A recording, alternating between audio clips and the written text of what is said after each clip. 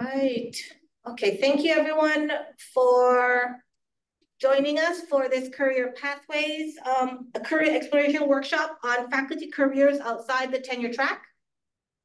I appreciate all of you for joining, and I do hope that this will be a great opportunity for you to learn more about career pathways and career opportunities as a faculty member in academia. Might not necessarily be the tenure track, but I think there are a lot of different opportunities to better match your faculty interests, career interests with your skill sets, your experience, and what you really want to do as a faculty member. So I encourage you to use this as kind of an opportunity to explore those opportunities. We have amazing panelists who will share their experiences. We'll have kind of that panel discussion, conversation, and then we will open it up for Q&A. And I know sometimes I forget what questions I want to ask. So if you have questions in the interim, please feel free to put them in the chat, and we'll pull those up as the time comes for Q&A.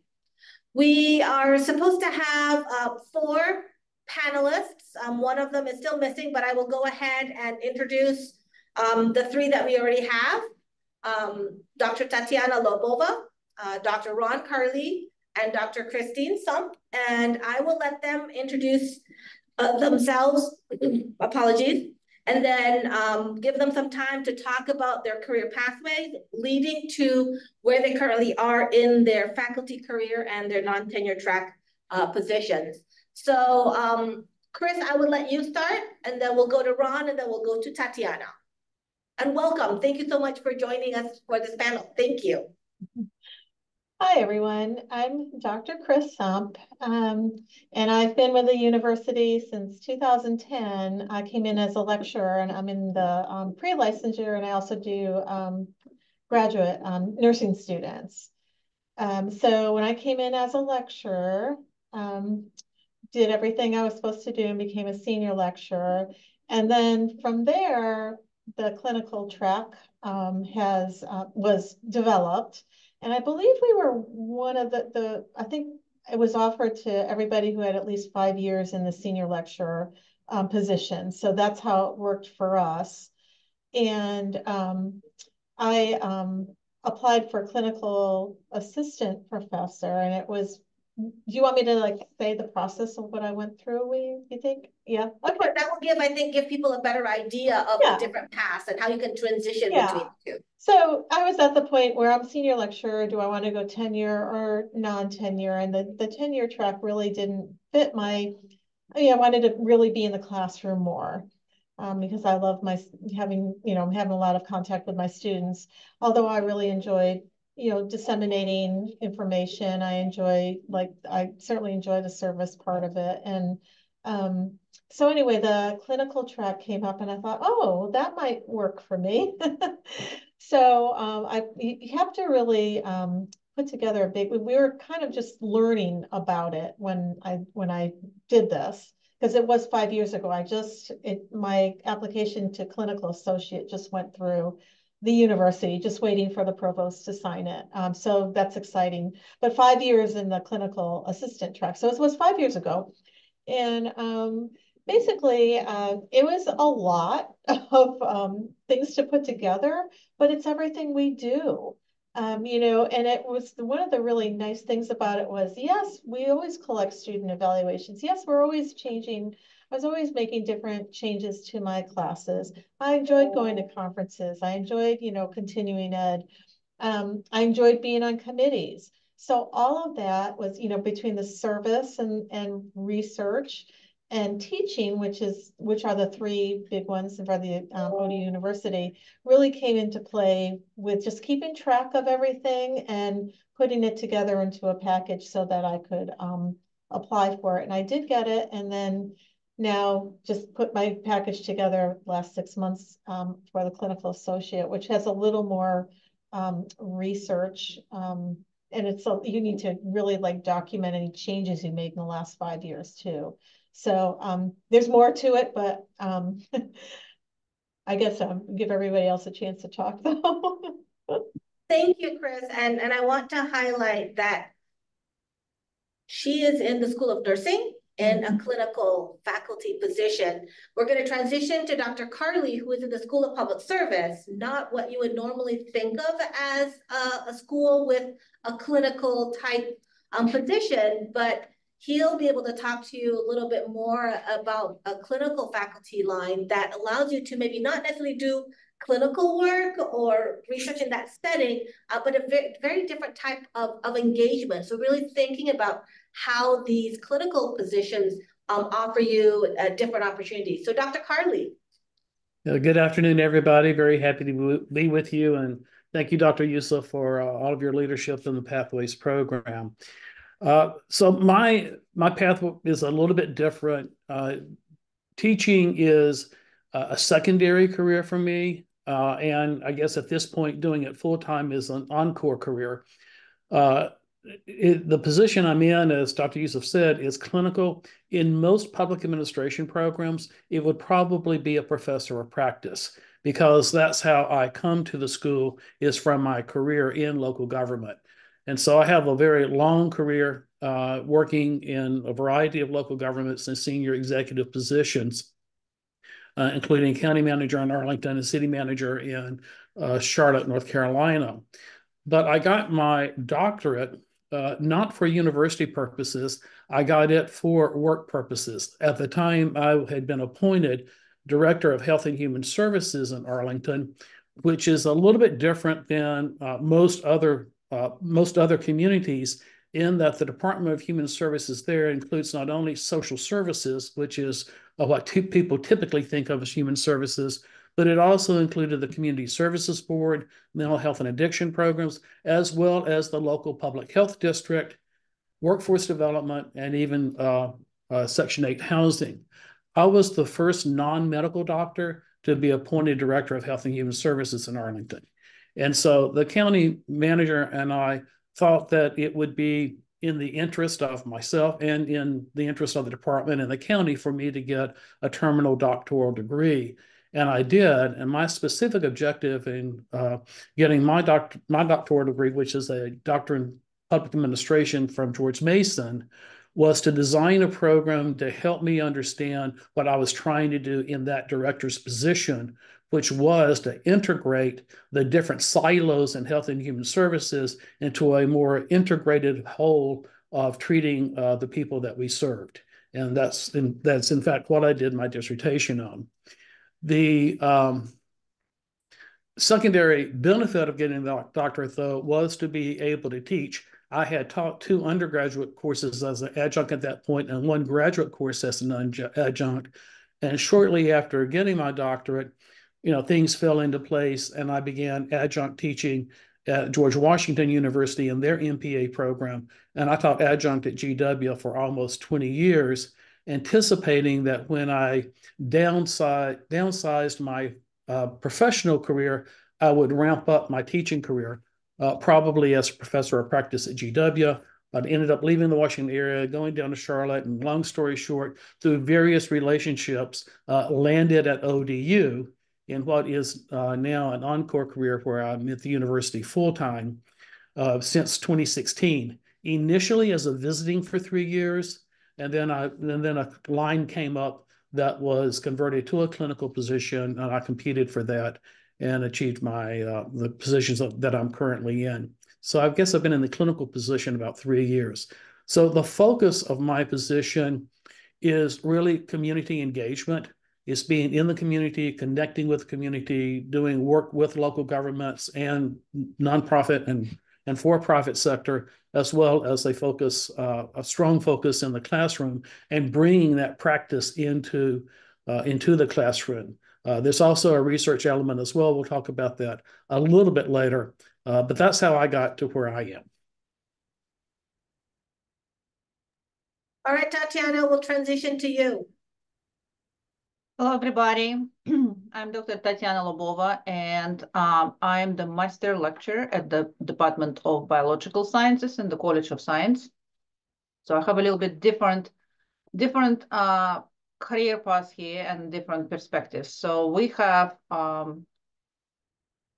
the non-tenure track positions at the university. That's what we call non-tenure track, means those are the positions and the faculty that don't go through the tenure application, tenure review, and don't get granted tenure because they don't do research as their primary responsibility. So we have the lectures and we have the clinical positions. So clinical positions that you had two professors talking to you about before include some kind of clinical work as their practice, but lectures don't. It's parallel position to the clinical, but we don't do any any clinical work. And the lecturer's primary responsibilities would be teaching and service. Teaching and service, it does mean that we're not allowed to do the research. We're allowed to do the research, but it's mostly teaching that our primary goal, and we are being reviewed based on our accomplishments in teaching. So I come to academia from pure research background. So I've been working at Old Dominion for the last 16 years.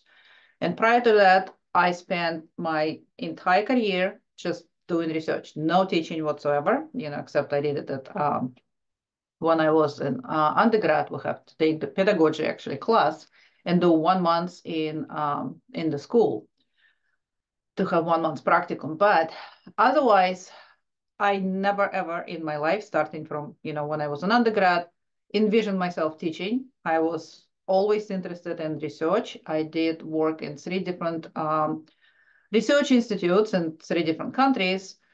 And again, never planned, never thought that I will be teaching. That was never on my radar or never my goal.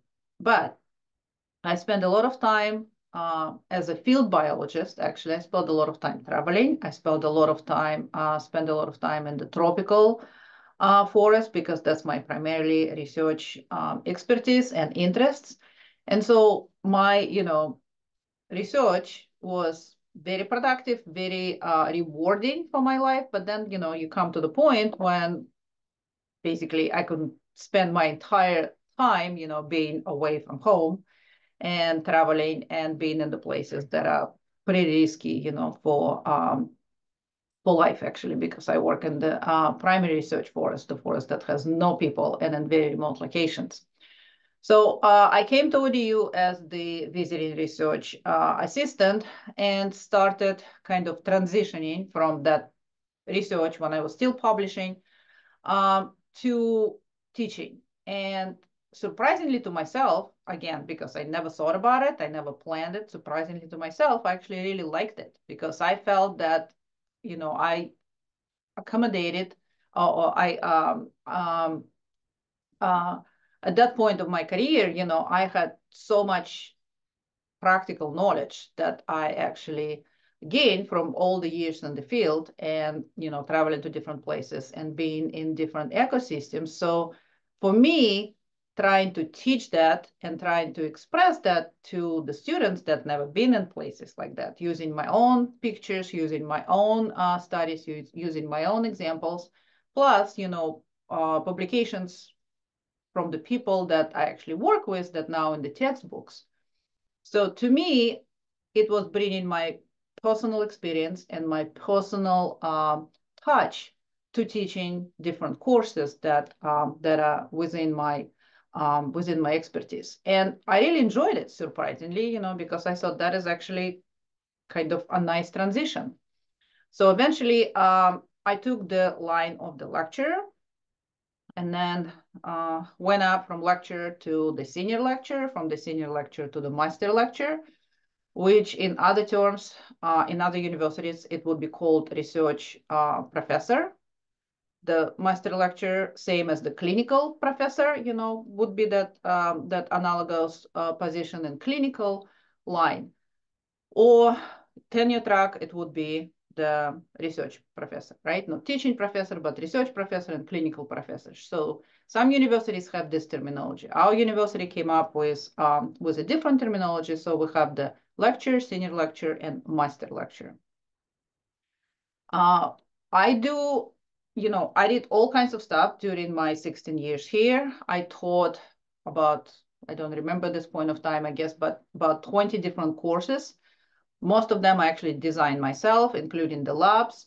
I published the labs manual for the labs that I was teaching. I work, in developing the face-to-face classes, online classes, things like that. And, moving on from different courses after a while, because, just my nature, I cannot teach the same course forever. So kind of get bored to it. So I have to move on and design something else. But overall, it's been a very rewarding experience to me because I get to interact with different kinds of students. We have a lot of, luckily at ODU, we have academic freedom when you can design, your course and you can teach the course that you design. So it does mean that you've been told this is the only course you're teaching for the rest of your life here. So we can move, we can switch, it's very dynamic because different faculty come and go. So we can trade the courses, switch between. If you're better in something, you can choose that course to teach. So it's very flexible in that term. The difference between the research track or tenure track and non-tenure track here is mostly the lack of that research element that we have to do. So we don't have to do research again in lectures track, but if you want to, you clearly can. So you clearly can, if you have extra time, if you have what you need to do your research, you can. Mostly what I did or what I've been doing is kind of switching more into the educational aspect rather than applying for research grants, applying for educational grants, designing new degrees, using the money or traveling and going to the meetings that have more emphasis on education rather than research. So I kind of like transition from purely focused to research to focus more on the education, but within my discipline. Again, nothing's boring about it. If you don't want it to be boring, so you can find all kinds of venues, that you can develop, your interests, that you can interact with different people. We do a lot of service as well.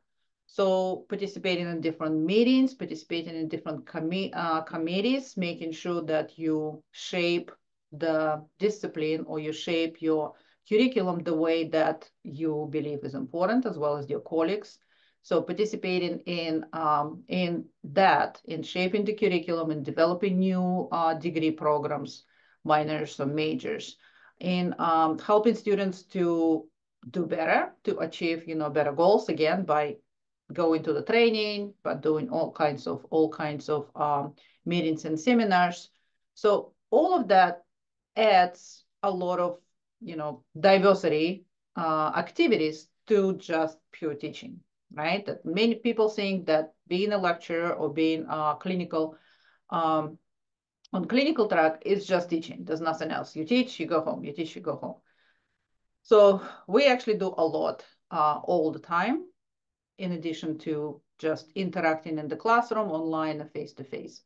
And depending on your interests, again, depending on how much you want to advance yourself, how much you want to learn for yourself and be active, you can always enrich, your responsibilities by adding more and more to that besides teaching.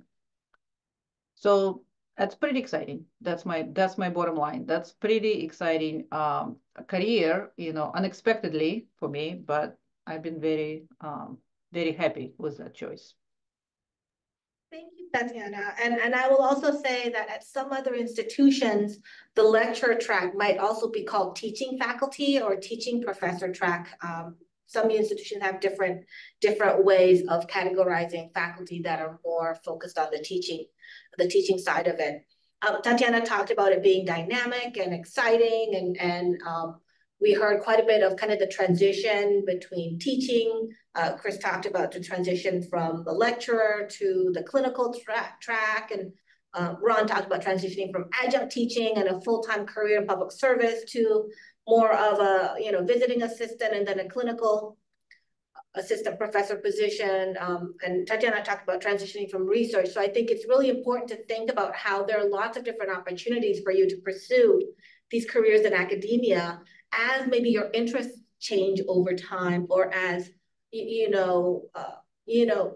being in the lab for extended periods of time is no longer something that you're particularly wanting to pursue, or you don't want to be out in the tropical forests for longer periods of time. So thinking about kind of the dynamics of these types of academic careers, I think is really important as doctoral students. So Tatiana did a great job in talking about how we generally talk about faculty in terms of the three roles: teaching, research, and service. And she's really kind of highlighted how even as a lecturer, a master lecturer, even though the primary focus is on teaching, she does service, and there is an opportunity to do research.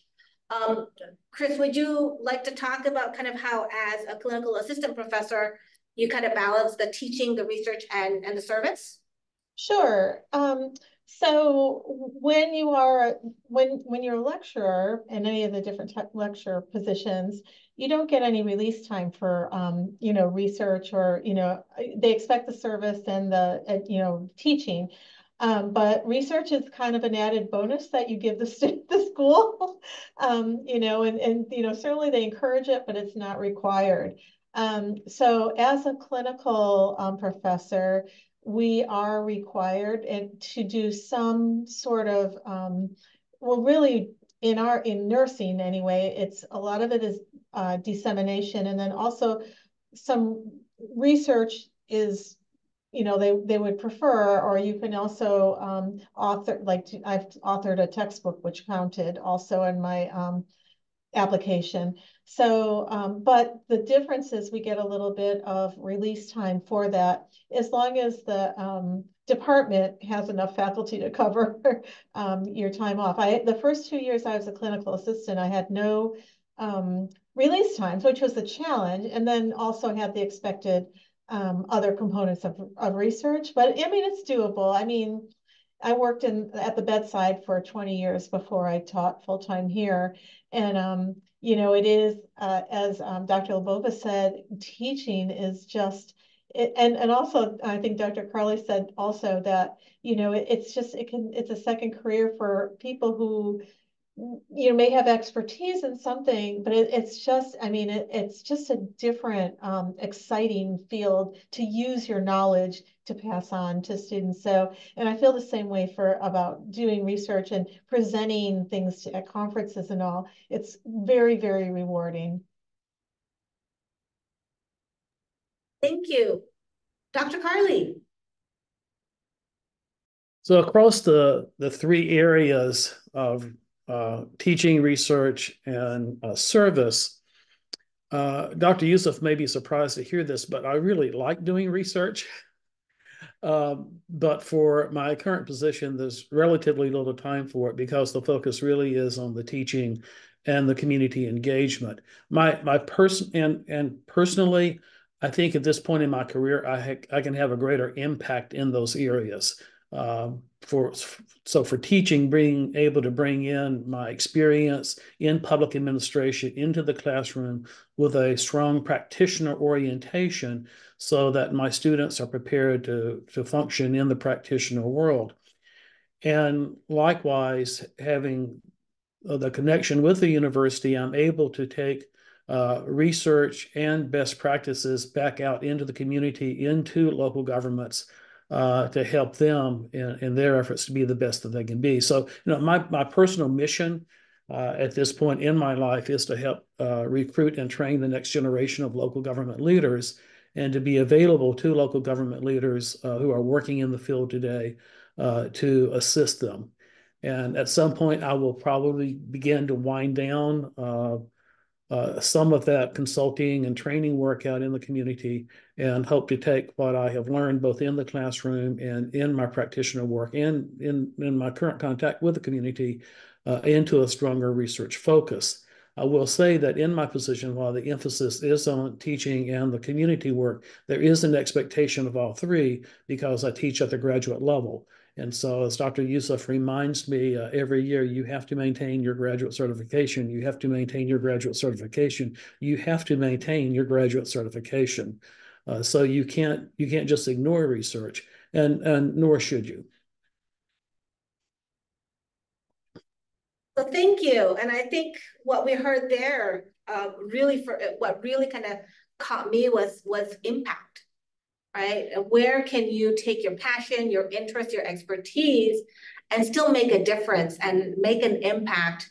Maybe outside of what we would traditionally think about, this very rigid, in my mind, tenure track faculty line, where things are very prescribed and the expectations are a lot more rigid and less flexible. So I appreciate you highlighting that. I want to transition away from kind of the more generic roles of kind of these different faculty career paths and talk about what excites you beyond kind of this making the impact, thinking about your day-to-day work. What excites you about what you do as a clinical professor or as a master lecturer? Chris, we'll start with you.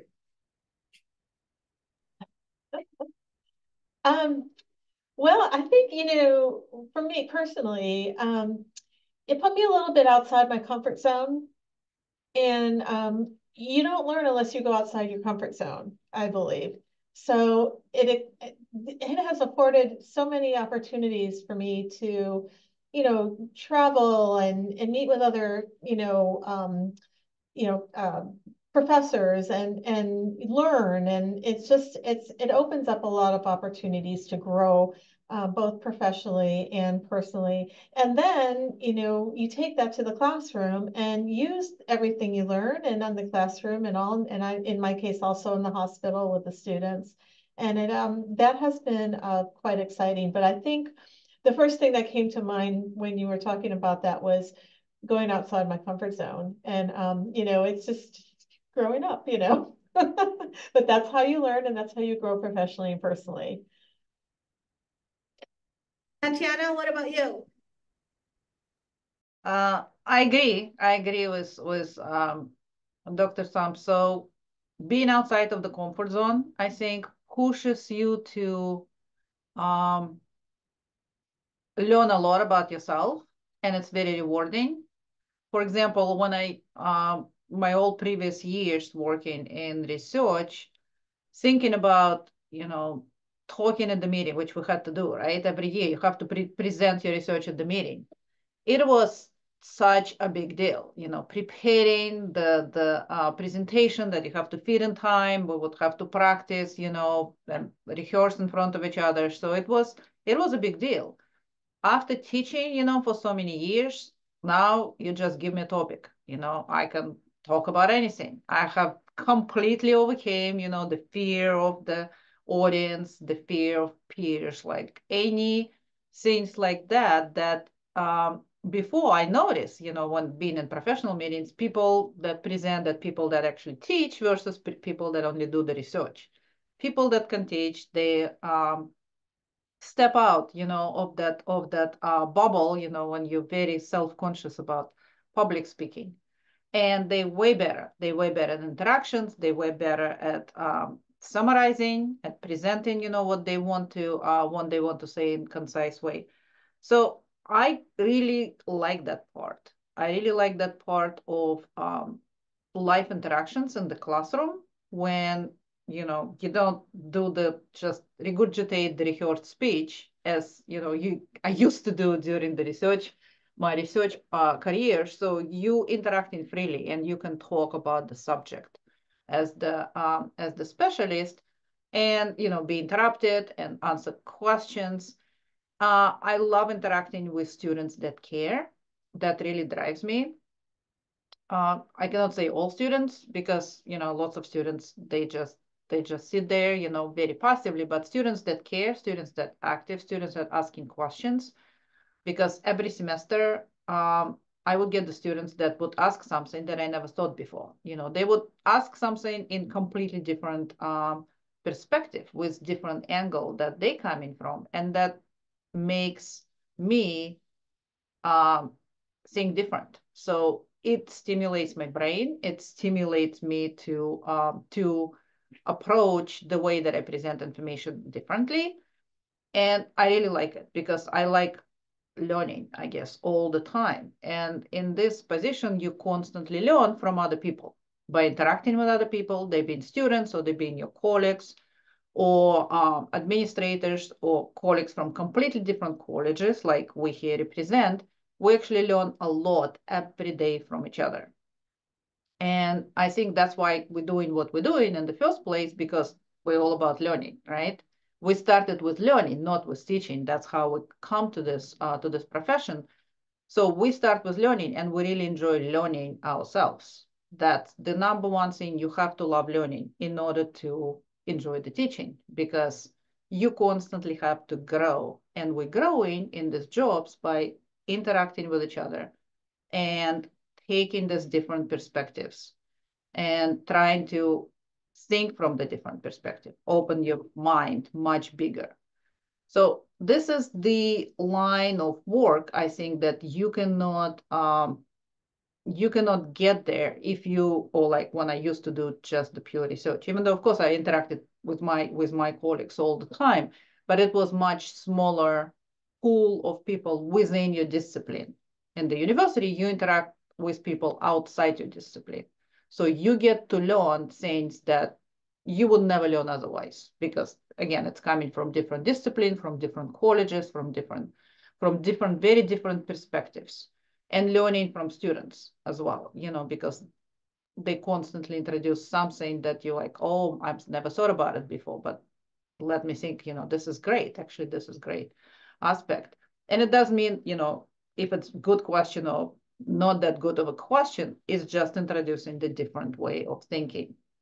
So it's constant growth, it's constant learning, it's opening up your mind all the time, expanding your own horizons, that if you working in a smaller bubble, you usually cannot do that. So I think that's why teaching is so enriching to do besides the research. And also, there's always rewarding part of it for the student that comes from the students that really appreciate what they learn and really appreciate these interactions. For like my major, I think, example of that is when I teach non-majors biology for the non-major science students. And then after taking the class, they actually said, I never realized, that science was so exciting. I never knew because I never took it before at that level. And they actually switch and become biology majors. So this is, to me, the most rewarding, I guess, part of the job, being able to show to students that just never had that experience before, that will never had the chance to see that science is actually amazing. Science is amazing, and there's nothing very complicated or very hard or very boring about it, as they thought before. It's actually amazing, it's very exciting, and it's completely doable. So when they realize it and when they get excited, they get my excitement, into them, and they decide, well, I can do it, and they actually go to major in biology. So that's my best rewards. Thank you. Ron.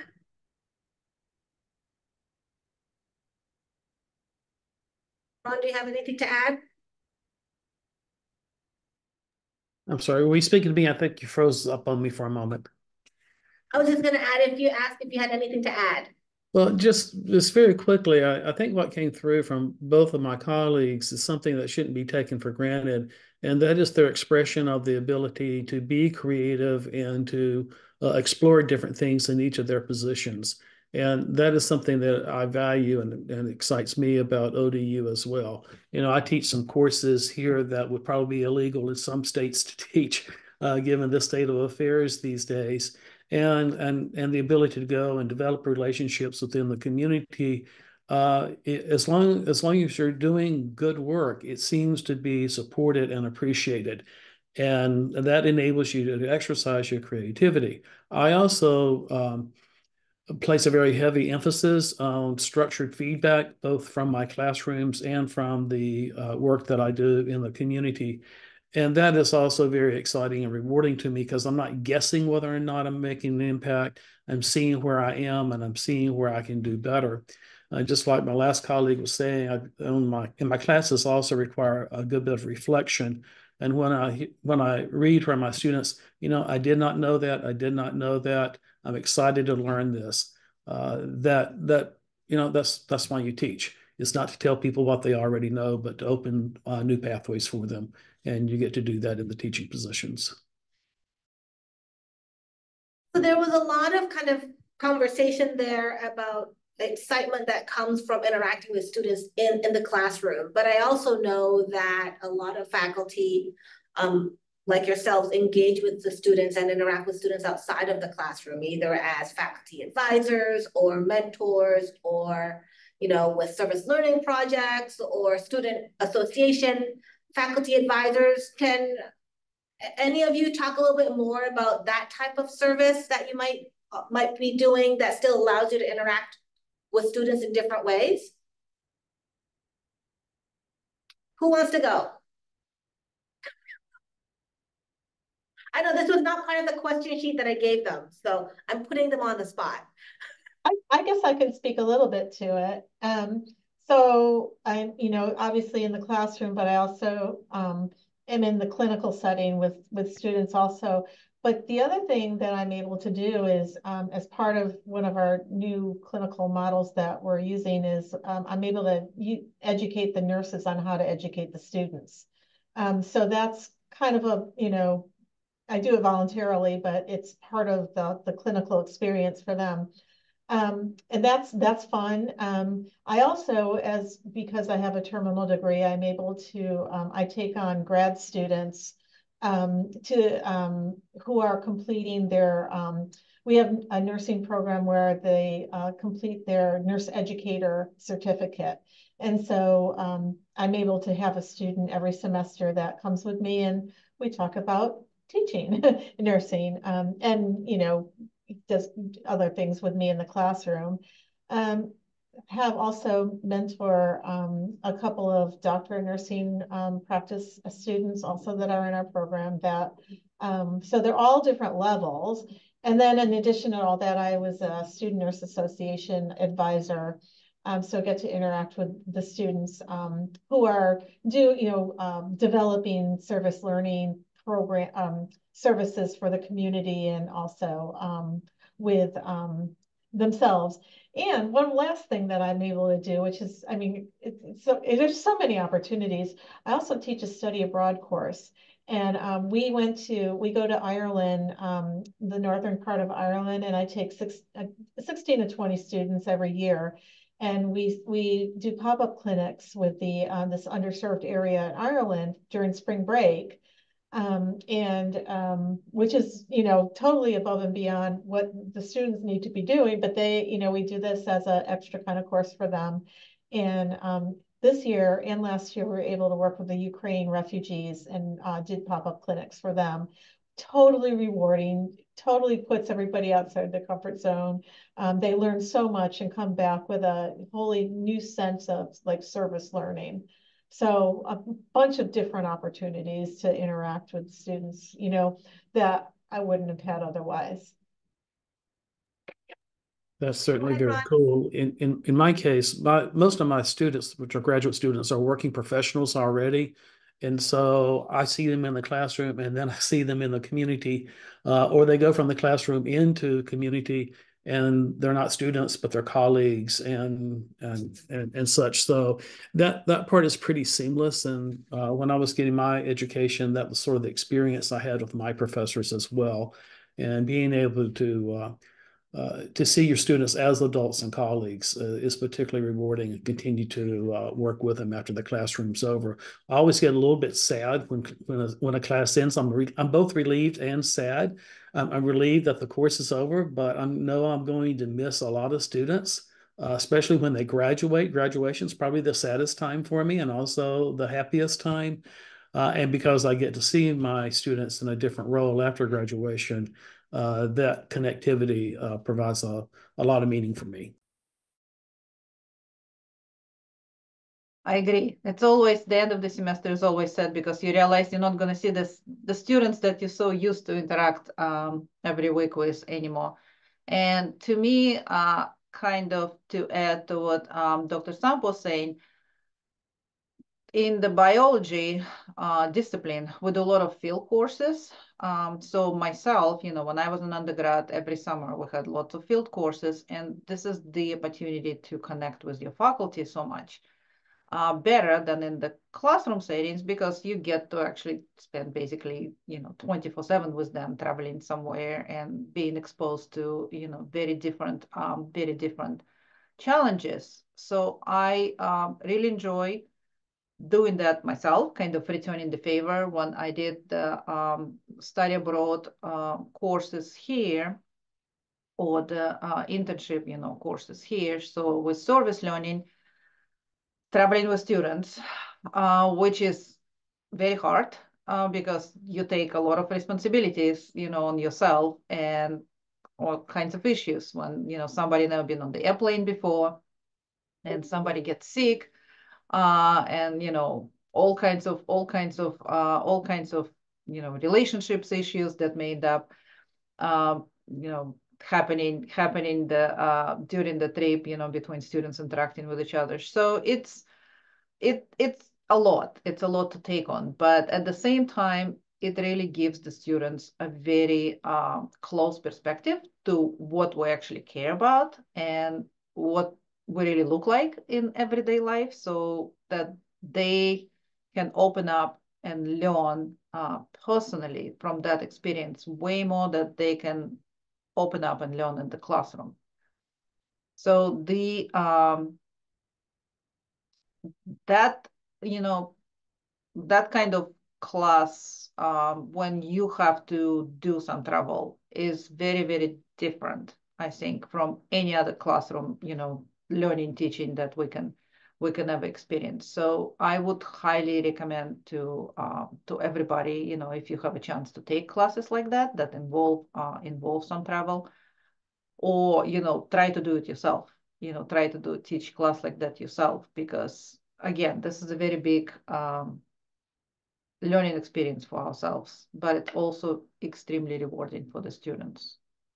And I have, still the relationships with students that I did this classes like that many, many years ago, and they still email me and send pictures and staying in touch, because they saying it was the highlight of their academic time at all Dominion universities. So for them, that really made the biggest impact on them. So thank you for those examples, because I think it's really important to illustrate how even as non-tenure track faculty, we're able to have that build those types of opportunities and engagement with students outside of the classroom as well. So we're going to transition a little bit to the question about, for each of you, if you could offer one challenge or drawback to being a non-tenure track faculty position. I know it's not always roses, but what is one challenge or drawback? And Ron, we'll start with you. So I would say the biggest drawback is that you'll always be a second-class citizen. Tenure track is the gold standard at the university, and it's a very hierarchical, it's a very caste system. And if I had come to the university full-time at 52 or 42 instead of 62, I would have gone the tenure track route. But coming when I did, it just was not worth it. And you just have to accept the reality of the kind of caste system under which universities operate, and feel self-confident in who you are and what you're doing, and happy with the rewards that come with it. Other than the caste system itself, I think any of the positions that involve teaching, research, or service can be extremely rewarding, and I have no regrets whatsoever. I came when it was the right time for me, and being in a clinical position is the right position for me to be in. All right, Tatiana? I think the biggest drawback is that we have 1 year appointments. So we don't have even though all the people at the universities directly have one year appointment, but we don't have the protection that tenure gives you. So with the tenure, you have that's the point of it, right? More academic freedom to speak up, knowing that you not going to get just fired for that, because your contract's not going to be renewed that next year. So having more protection in terms of the long-term career, that's what we don't have in teaching and clinical track. So you kind of theoretically have to be careful, right? And practically have to be careful of what you might do wrong in terms of, saying something to somebody because your contract may not be renewed next year. That said, I don't really feel that much of the pressure because it does mean that, administration feel like we're disposable because it takes a lot of time to find good faculty no matter what, right? And faculty that contribute. So it does mean that you cannot do anything beyond your whatever box that they put you in. I don't feel that pressure. I still feel and enjoy my academic freedom a lot. So, but that's the main issue. So you have to be mindful of the fact that you don't have that long-term protection and your position will be renewed. For example, if we have a sudden drop in enrollment, maybe not so sudden, but if we have dramatic drop in enrollment and certain courses just will not be taught at all, will not be offered, and the university have to cut the number of faculty because the course is just not going to go, and the first people that they're going to cut, of course, would be adjuncts and non-tenure line faculty. It's simpler, not to renew the contract for next year because they basically do not need your service anymore. The priority will go to the tenure track lines. So in the situation when, there's some kind of crisis, economic crisis, the enrollment crisis that university cannot support as many faculty lines any longer, those would be the first lines to go. But hopefully we're not going to get there. So that's what we hope for. Chris? And I agree with both Dr. Carly and Dr. Lobova. One thing that comes to mind also to me is with the clinical track, the expectations are a little bit more regarding research and really like documenting everything that you're doing each year so that you can get that a little bit of teach load release. And to me, there's just not enough hours in the day to get everything done. So that's a challenge. It's a challenge meeting the, especially the research, demands, I guess, that or requirements that we have as clinical track faculty, because they put a lot of time into that. And then you've got the service and the teaching, and I think all three of us, our focus is teaching, and put a lot of effort and time into that. And then we have our service, which is, a lot of time and effort. And then you throw on the teaching, where a tenure track, they have, I believe, 6 teach load release hours. And as a clinical track, we're supposed to get 3, but it can be anywhere from nothing to 3 in our department anyway. So not enough time. All right, so Robin had put a question in the chat that's kind of very consistent with this next question that I want to ask you. What advice would you offer to graduate students currently exploring non-tenure track faculty career paths? And Tatiana, we'll start with you. How can you best compete for positions? So theoretically, you have to start somewhere. I guess you have to start teaching at some point of time. So applying for position at different places would get you to that point, I think, faster, because in most cases when we hire in a lecturer, and now how we do in sciences, we're looking for somebody who already had an experience teaching these courses. So when you're in the grad school, trying actively to actually participate in the teaching assistantship, even if you get RA release time, that will put you in disadvantage. If you've been RA for the entire grad school and you never taught, you will have a disadvantage with that. So being active as a TA and teaching, helping teach different courses, so you can have it in your CV and you actually describe in your CV, what did you do? Not just saying, I was a TA, but what did you do as a TA for each course? Give your employee, some kind of idea how qualified you are.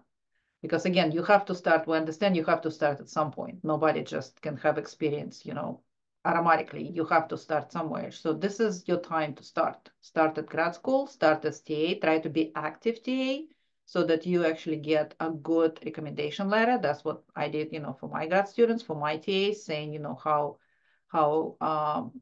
good they were and how much they contributed to teaching the course, not just like, following the simple instructions, how they were interacting with students, how they were preparing, how they were teaching, all of that. That's what you have to do during this time. So you can get at least then maybe teach one course somewhere as an adjunct before you will get to be considered for the full-time teaching position. So you start as a grad student, then you do an adjunct somewhere. Just again, you have to build the experience teaching. That's what we're looking for. We're looking for applicants that have that experience, that have diverse experience with different groups of students, with different maybe institution level, with different courses. Right, and Chris, I know you're going to need to run soon, so I'll let you give us your final thoughts on that. Okay, so yes, definitely some experience as a TA is so valuable. The other thing that comes to mind, if like the question says how to do research, to teach and do research.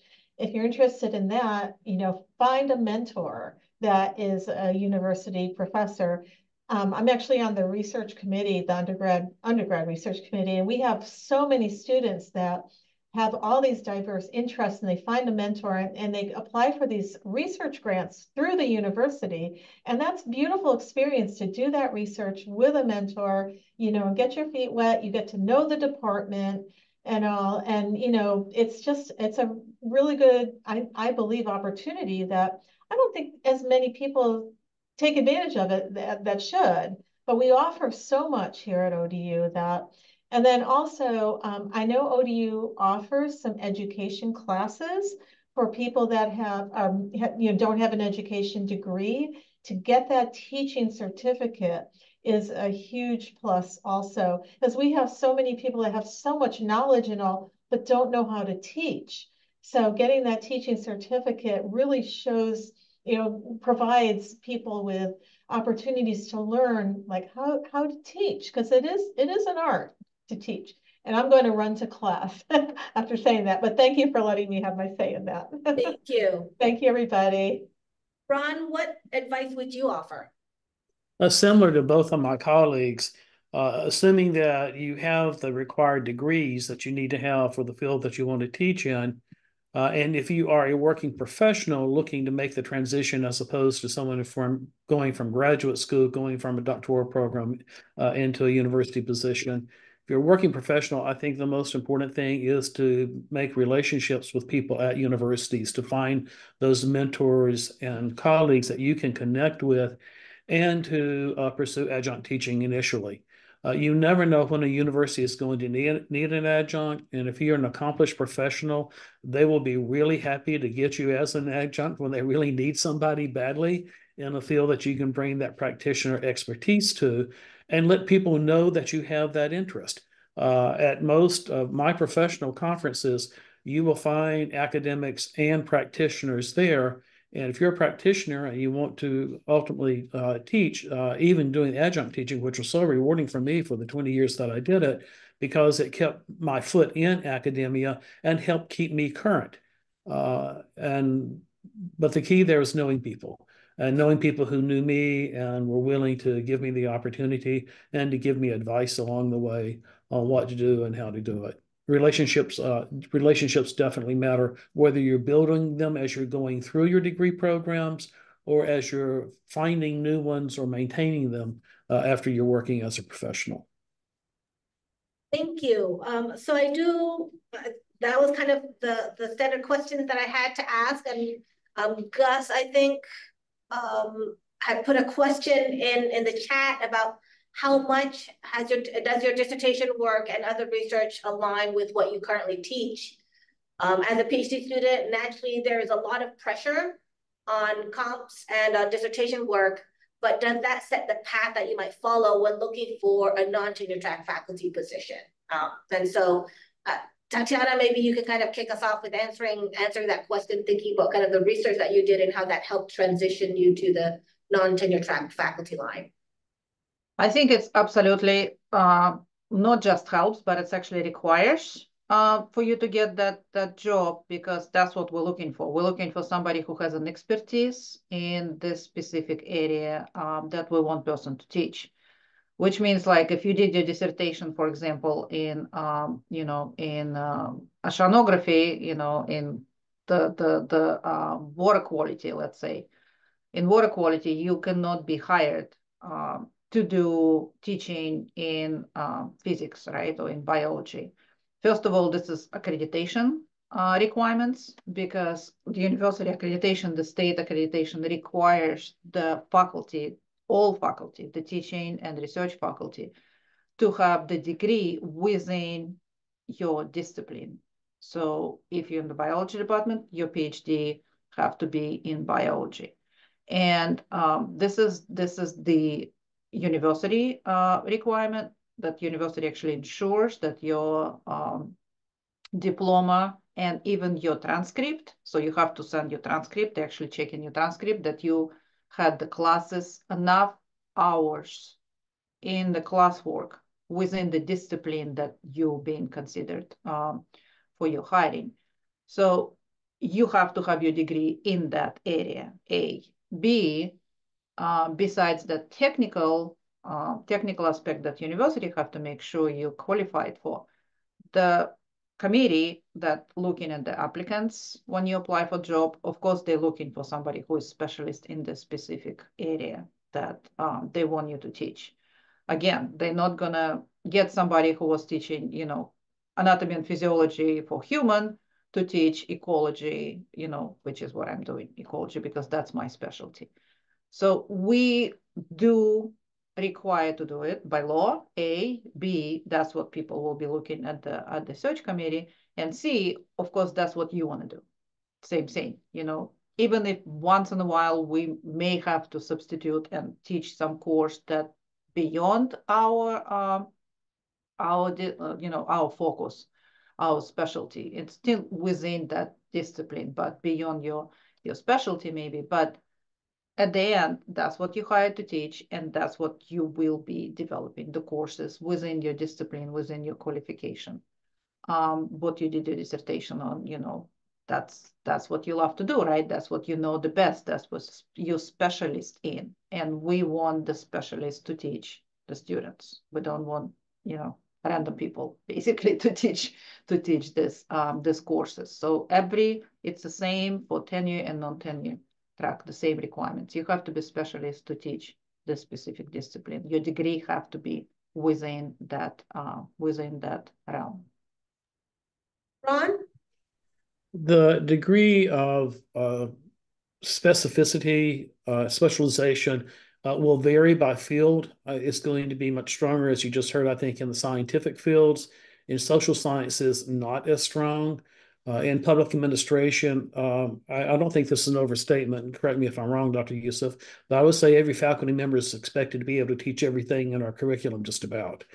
And so you've got to know a lot about public administration, public policy across the board. And you may or may not end up working in the area that was your primary research in your dissertation.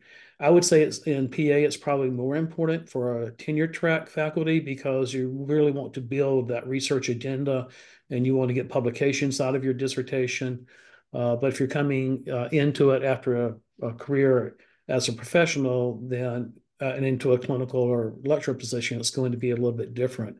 So I would say, in short, it depends. So, know what your real interest is, know where you think you'd like to be in a university and what you'd like to be doing, and talk to the people there. Get to know the existing faculty and learn from them, learn from their mistakes, learn from their successes, and just don't ever hesitate to ask for help and guidance, because people are really willing to give it to you. And I would just add that generally, even though we might be hiring for a specific clinical position or a lecturer position, generally those ads will still specify what areas of expertise your search committee is looking for. So I think being able to match the research and the dissertation and your kind of concentration areas to the needs of that ad is always going to be beneficial for you to be successful in that particular search committee. So it is 1 o'clock. I do want to thank all of you for hanging in there for lunch hour and listening to our panelists and to our panelists. Thank you so much for sharing your experiences, your insights, and offering advice to our graduate students.